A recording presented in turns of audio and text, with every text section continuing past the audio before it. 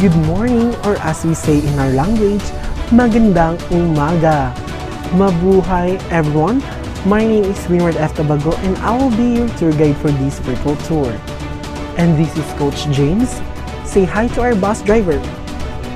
On behalf of Voyagers Travel and Tours, I'd like to welcome you all to the historical capital of the Philippines, the province of Cavite. Tara, Cavite tayo!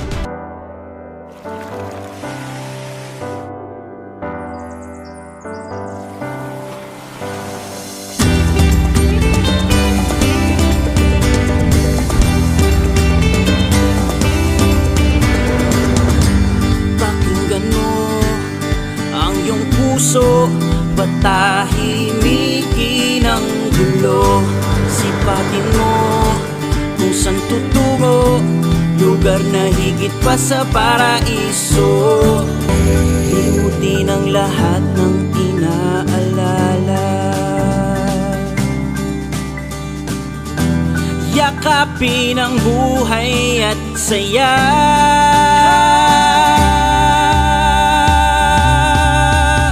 Cavite, hanapin ang iyong ngiti, kilalanin mo ang iyong sarili, balikan ng ating pinagmulan.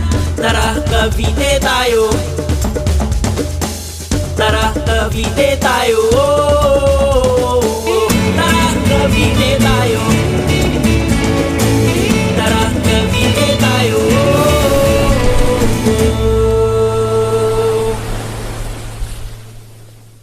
To begin our tour, let's make a head count starting from you, ma'am. 1, 2, 3, 4, 5, 10, 20, 29, and 30. Alright, and as a tour guide, I would like you to always remember to smile. So tourists, can I see your smile?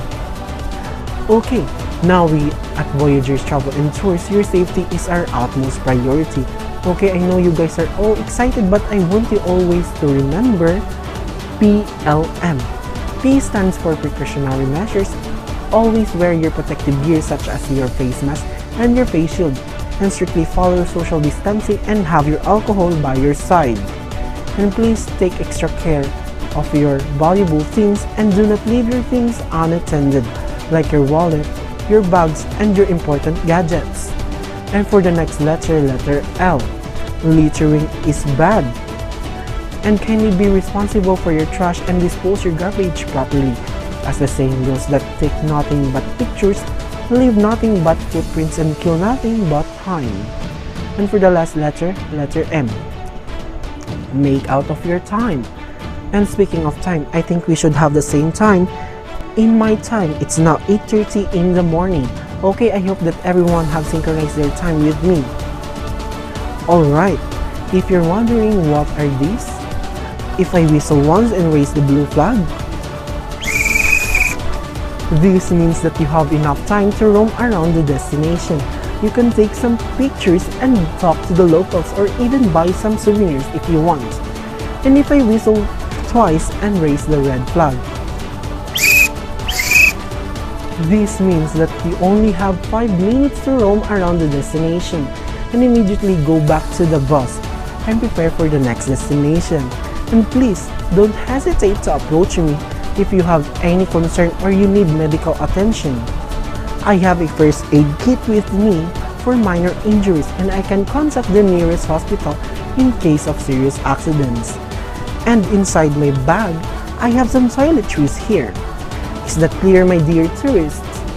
Okay, and lastly, enjoy the tour. Welcome to our first destination, the Museo ni Emilio Aguinaldo, the ancestral home and also the birthplace of the first Philippine President Emilio Aguinaldo, situated in Cavite, Cavite. Do you know that in this place was where the Philippine Independence Day, also known as Araw ng Kalayaan, was declared on June 12, 1898. And every year the Philippine flag is being raised here by the government officer as a sign of recognizing our country first taste of freedom. The mansion of Philippine Revolutionary General Manuel Aguinaldo was once a busy street But now, it is renovated into a long walkway and two long pools, matching the primitive and artistic beauty of the house.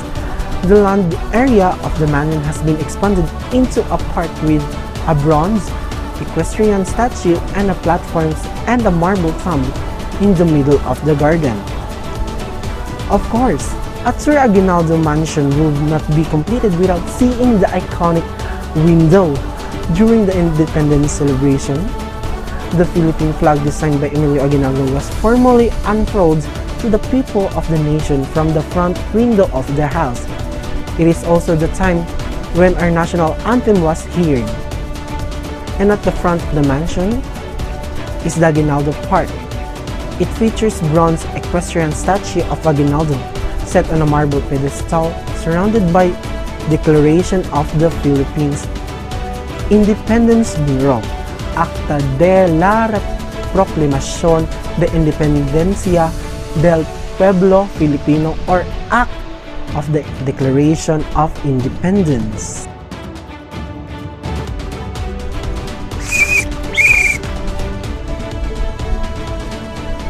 Tourists, it's time to go to our next destination.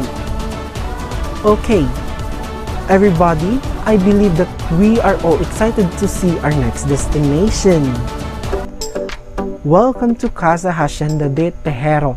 It is originally built in the 17th century. Casa Hacienda de Tejeros was considered Agustinian Recollect's largest and grandest estate in the Philippines.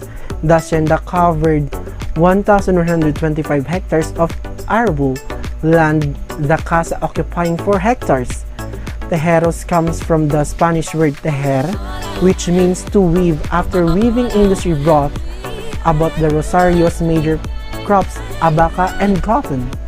Do you know that while the new building today pales in comparison to the adobe casa it used to have, visitors can still ruins of the old casa behind new building descending into ruins.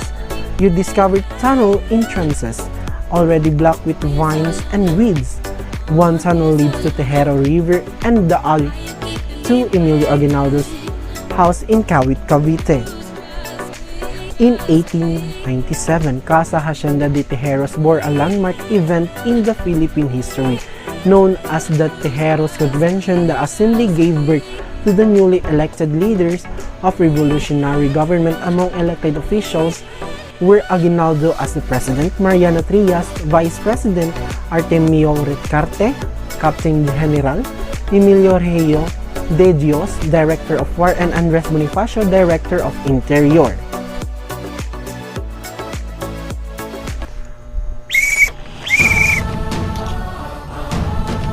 Welcome to the parish of San Roque. San Roque lies at the southern part of what once known as the walled city of Cavite. When the Spaniards came in 1571, they found the place forested and swampy. Its location was very strategic for trade since it was surrounded by water. This must be the reason why many Chinese used to visit the place in 1573. When the Chinese pirate Limahong was being chased by Spaniards, he retreated to the northernmost portion of San Roque. This is presently known as Sangley Point. In 1614, when the province of Cavite was given politico-military government, San Roque was created as an independent pueblo. Do you know that the legend tells us that sometimes in 1700, a badly damaged ship stopped at a certain place in Cavite called Sapasapaan for a repair? Aboard the ship was the image of San Roque, which the crewmen venerated as their patron. It was customary then to have saints as protectors of the ship while it was once on a voyage. Before the work began, the captain of the ship ordered that the image of San Roque be deposited in the Nipa Chapel of the town. At the time, the patroness of the town was Santa Margarita. After the ship had been repaired, the captain asked the workers to bring back the image to the ship. To their surprise, the crewmen found out that they could not move the image even an inch from its place. They informed the captain of their strange experience. Thus, they left the image in the chapel The news spread around the town, and from that time on, San Roque was venerated as the patron of the place. The town was renamed after him. According to Don Gervasio Pangilinan, a local historian, an old legend tells us that a grand temple was built in 1725 together with San Roque, the miraculous image of Nuestra Padre Jesus. Nazareno was also venerated. The Honorable Baron Melville financed the construction of the church. Today, the thick walls, the nave of San Roque reminds us the one built during the early years of the century.